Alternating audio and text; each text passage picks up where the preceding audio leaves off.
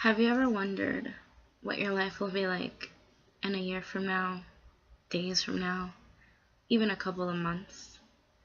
And as you're wondering and you're thinking of the possibilities that can happen within a couple of days, within a couple of weeks, within a couple of months, within a year, you realize that you solely can't rely on what you think might happen. But you have to think about what is actually happening in the now and what you're going to do about that to make yourself better. And so I started thinking about what brought me here, what made me come to George Mason University, the push that I had to make it further in life, to extend my education further from an associate's degree, from a high school diploma. And that's what gets me to where I am today. And I think back as far as the year 1997, when I met one of the greatest teachers I have ever known, and to this day the greatest teacher I can remember, and her name was Miss Gonzalez.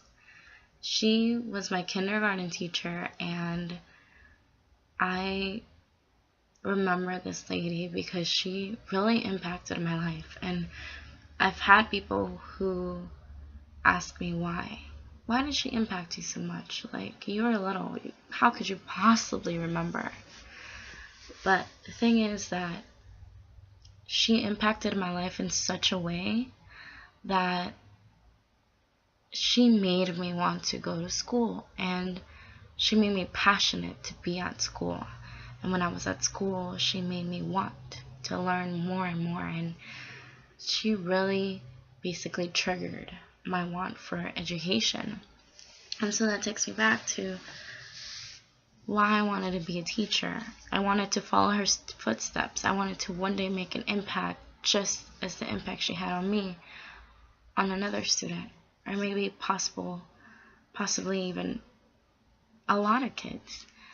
And at first, when I started going to school in community college, when I was at Northern Virginia Community College, I began as a translator.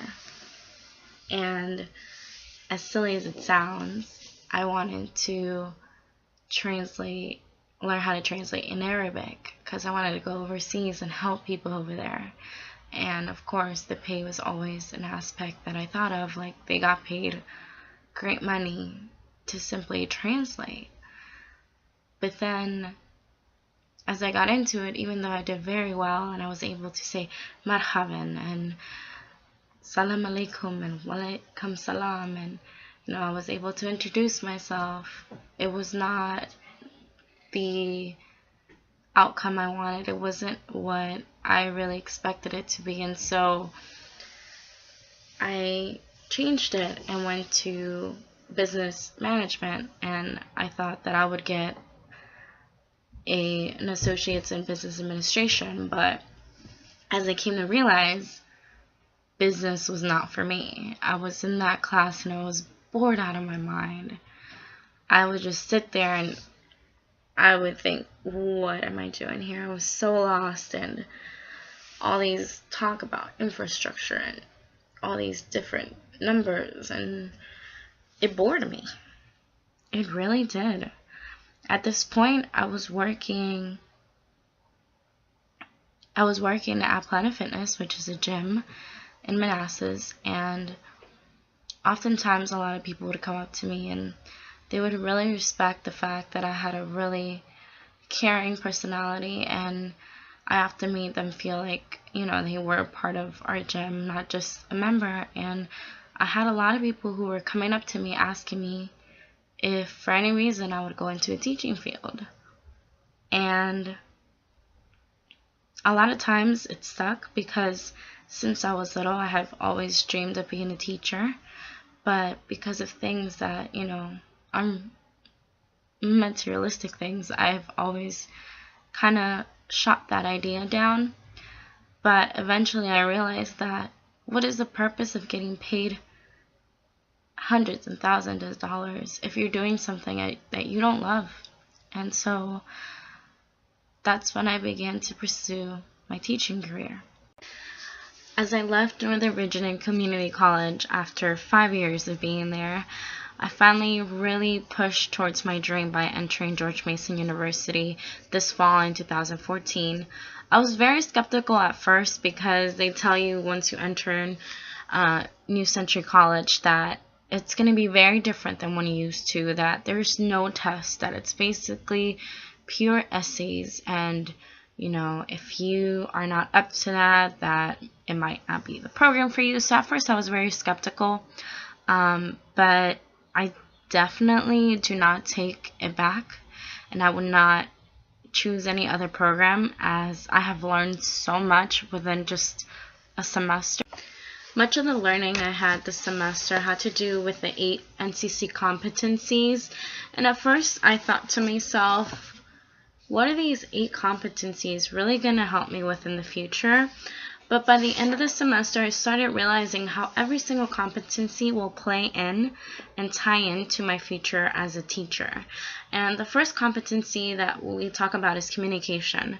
And that is an essential within any field, but especially in a teacher field, as I think that the way you communicate with your children will often trigger some type of outcome. If you are a teacher that is a great communicator and can communicate effectively to such a diverse environment that we're going into, I feel like that will honestly either make or break you a great teacher. And also a second one, which is critical thinking. I mean, in order to create a lesson plan, you have to really think about all your students. You cannot exclude anybody. You have to make sure that if there's any person with a learning disability, that they're included. If there's a person with ESOL and that they have to, the language barrier, you have to make sure that everyone is included in one way or another. And so critical thinking comes into play, as you have to really think about how you're going to set up your lesson plans, your activities, anything of that sort. And that's how kind of ties into group collaboration. And I feel like as a teacher, you always have to work with your colleagues to make sure that not only you help them, but they help you.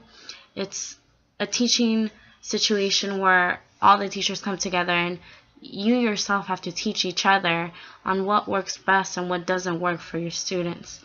And a global understanding, which is the fourth competency, that really touched me, as I never really looked outside of the box. Like, I was always very focused and never really thought of anything else outside of me. But through my forgiveness and reconciliation class I took this semester, I was able to really see different perspectives on forgiveness, on like in South Africa from a religion perspective. And so that really put into play as well, like if for any reason I have kids from different black backgrounds, I have to make sure that I understand their culture and that I'm not biased towards them just because of my own cultural background. And that also goes into civic engagement. And I think the best way to do civic engagement for me was my field work I had to do for one of my education classes this semester. And I was able to go into a 5th grade class and actually work with a teacher and work with the students. And I was able to see one-on-one how students work with each other, how they interact, how teachers do things, what kind of activities they're doing, how they're making sure all their practices are child age appropriate, how they include everybody. And so civic engagement, I believe that as a teacher it is very important to do field work, as it really gives you kind of like a one-on-one first-hand experience on how to really teach effectively on what works and what doesn't work. And that can also tie in to the 6th one, which is digital literacy, as in my fieldwork I actually happened to go to a school that was very, very well off with technology, and a lot of the work they did within the class was technology based. And so I feel that even with this digital story, I will be able to possibly teach my kids how to do this, and I think that is very important.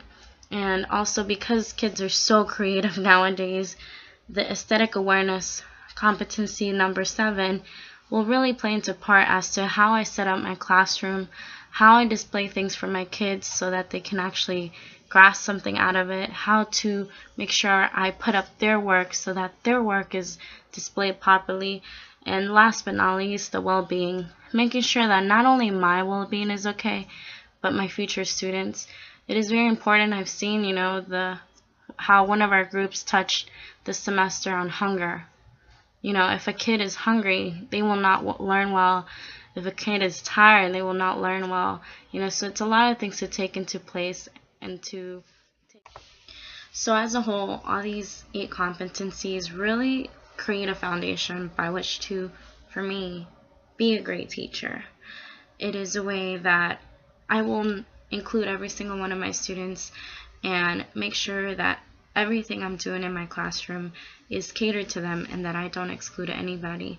Especially, as I said before, we are going into such a diverse community nowadays that it is very important that every single one of these competencies is covered throughout my life as a teacher. And so I am very grateful to have learned about these competencies. I am very grateful that I am at George Mason. I am very grateful, last but not least, that I am pursuing my dream to one day become a teacher and to, of course, make a difference in a child, just like my kindergartner teacher, Miss Gonzalez, made an impact on me.